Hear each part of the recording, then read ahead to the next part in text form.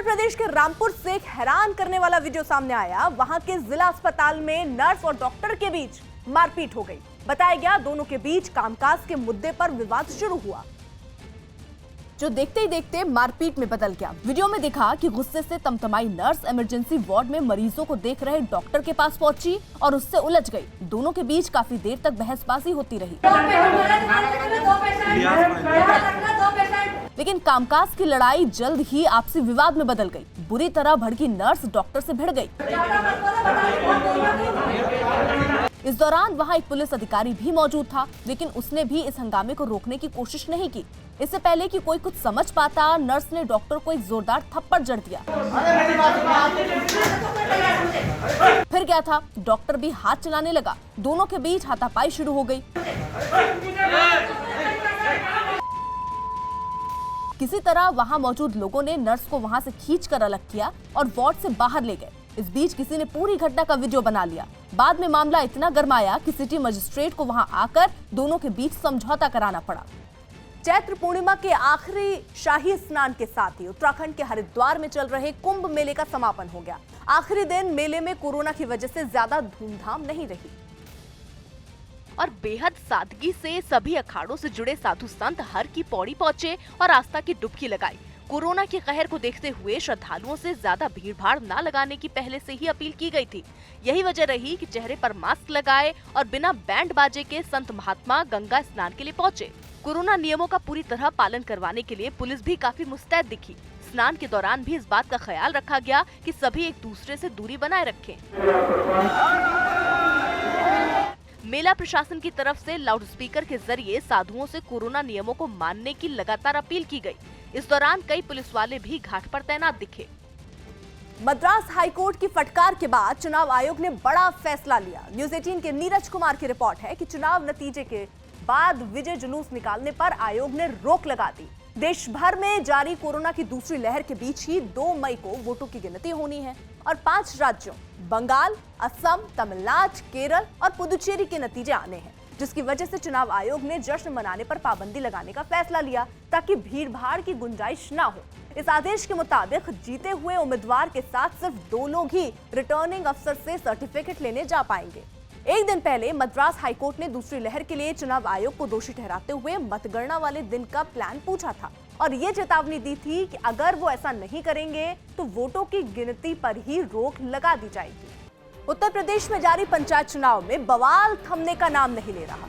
एक दिन पहले हुए तीसरे चरण के मतदान में भी कई शहरों से हिंसा और हंगामे की तस्वीरें सामने आई, जहां चुनाव में उतरे प्रत्याशियों और उनके समर्थकों के बीच महाभारत छिड़ गया। ऐसी ही तस्वीरें मुरादाबाद में भी देखने को मिली, जहां एक मतदान केंद्र के बाहर जमकर पथराव और मारपीट हुई।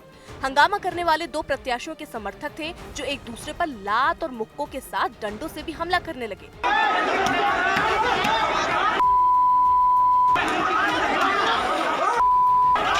मतदान केंद्र के बाहर लड़ते लड़ते दोनों पक्ष गांव तक पहुंच गए, लेकिन कोई किसी से हार मानने को तैयार नहीं दिखा।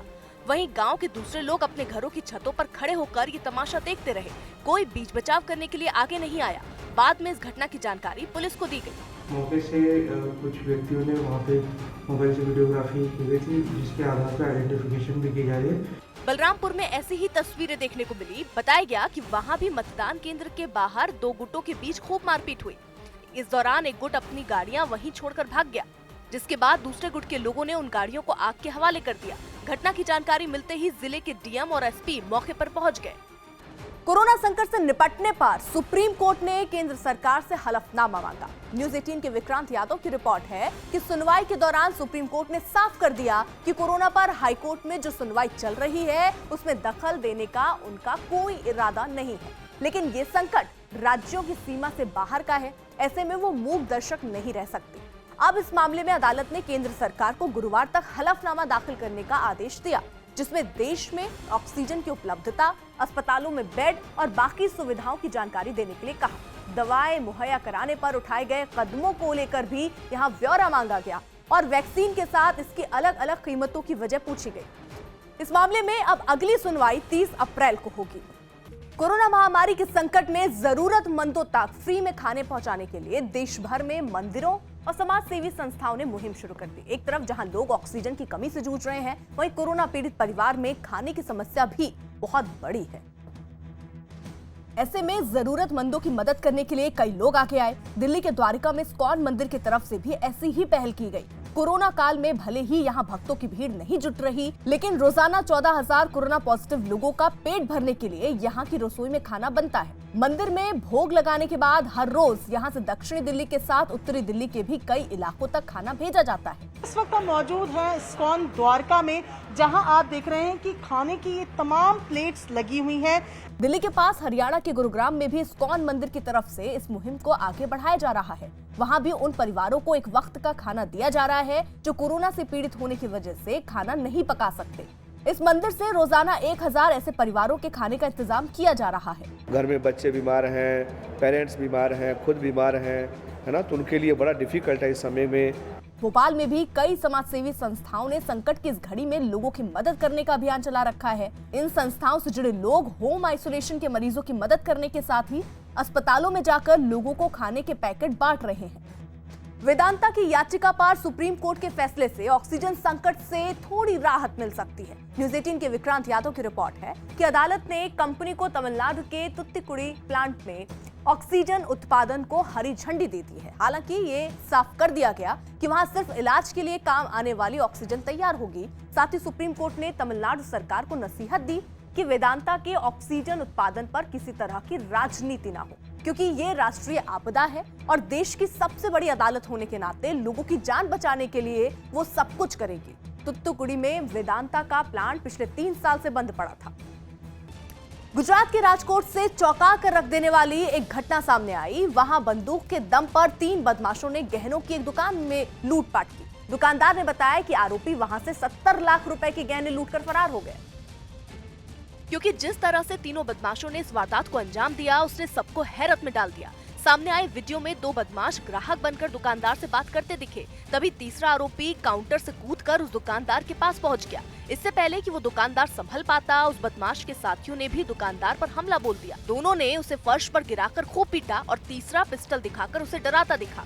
इसके बाद तीनों ने उसे बंधक बनाकर दुकान में मौजूद गहनों पर हाथ साफ कर दिया और वहाँ से भाग निकले। हमें उम्मीद है कि हम आरोपी को भी पकड़ लेंगे। इस घटना की जानकारी मिलने के बाद पुलिस वहां पहुंची। दुकान में सब कुछ बिखरा मिला, जिसके बाद मामले में तफ्तीश जारी है।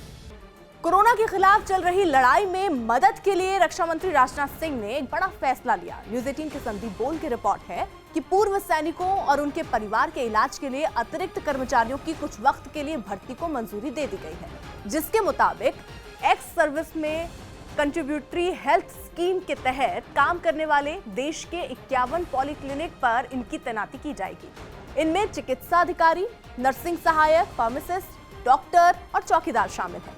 कॉन्ट्रैक्ट पर रखे जा रहे इस अतिरिक्त स्टाफ को 3 महीने के लिए रखा जाएगा, जिन्हें रात की ड्यूटी में तैनात किया जाएगा और इसके बदले में मेडिकल अफसर को 75,000 रुपए, नर्सिंग सहायक और फार्मासिस्ट 28,000 रुपए हर महीने वेतन मिलेगा, जबकि ड्राइवर को 19,700 रुपए और चौकीदार को 16,800 रुपए का वेतन दिया जाएगा। इसके अलावा रक्षा मंत्रालय ने शॉर्ट सर्विस कमीशन के तहत सेना में भर्ती डॉक्टरों पर भी फैसला लिया, जिसके तहत इन डॉक्टरों के रिटायरमेंट का वक्त 31 दिसंबर तक बढ़ा दिया गया। राजस्थान के बाड़मेर में सेना ने कोरोना मरीजों के इलाज के लिए 3 घंटे के अंदर 100 बिस्तरों वाला एक अस्पताल तैयार कर दिया। इस काम में सेना के 40 जवान जुटे, जिन्होंने कस्तूरबा गांधी बालिका विद्यालय और गर्ल्स हॉस्टल में ऑक्सीजन से लैस 100 बेड का ये अस्पताल बनाकर प्रशासन को सौंप दिया। इसके लिए सेना के इन जवानों ने दिन और रात नहीं देखी। यही वजह रही कि वो बीती रात 9 बजे से वहां सारी व्यवस्थाएं करने में जुट गए। उन्होंने ट्रक से गद्दे उतारने से लेकर बिस्तरों पर चादर बिछाने तक का काम किया। सभी इंतजाम करते करते आधी रात कब हो गई, इसका उन्हें मालूम भी नहीं चला। वो भविष्य में भी मदद के लिए आगे आने के लिए तैयार हैं। हमारा पूरा रोल है कि हम जितना भी सपोर्ट कर सके उतना करेंगे। कोरोना मरीजों के बेहतर इलाज के लिए ये व्यवस्थाएं दिल्ली अस्पताल के पास ही की गई हैं, ताकि इमरजेंसी पड़ने पर तुरंत वहां के डॉक्टर हालात को संभाल सके। बिहार के आरा से चौंकाने वाली तस्वीरें सामने आई। वहां एक मरीज की मौत के बाद उसके परिवार वालों ने डॉक्टर पर ही हमला कर दिया। वहां अस्पताल के इमरजेंसी वार्ड में भर्ती एक मरीज की मौत हो गई, जिसके बाद परिजनों का गुस्सा भड़क उठा और उन्होंने वहां जमकर हंगामा शुरू कर दिया। मरीजों के साथ मौजूद महिलाओं ने जमकर बवाल किया। इस दौरान वार्ड में जमकर तोड़फोड़ की गई। सामने आई तस्वीरों में डॉक्टर के कमरे का सामान टूटा फूटा दिखाई दिया। बताया गया कि परिजनों ने डॉक्टर पर भी हमला किया, जिसमें उसे चोट आई। हमारे गार्ड साहब थे, उनके चलते हम लोग पीछे जान बचा के भागे। जानकारी मिलने पर पुलिस भी वहां पहुंची और हंगामा कर रहे परिवार वालों को काबू में करने की कोशिश की। कुछ महिला पुलिसकर्मी एक महिला को पकड़ती दिखाई दी। इसी बीच एक आदमी पुलिस के हत्थे चढ़ गया। पुलिस वाले उसके गले में एक दुपट्टा डालकर उसे खींचते नजर आए। हंगामा कर रही महिलाओं ने उसे छुड़ाने की कोशिश की, लेकिन पुलिस वालों ने उसे नहीं छोड़ा। वहाँ काफी देर तक हंगामा जारी रहा। बाद में किसी तरह पुलिस ने मामला शांत कराया, जबकि मामले में एक आरोपी को हिरासत में ले लिया गया।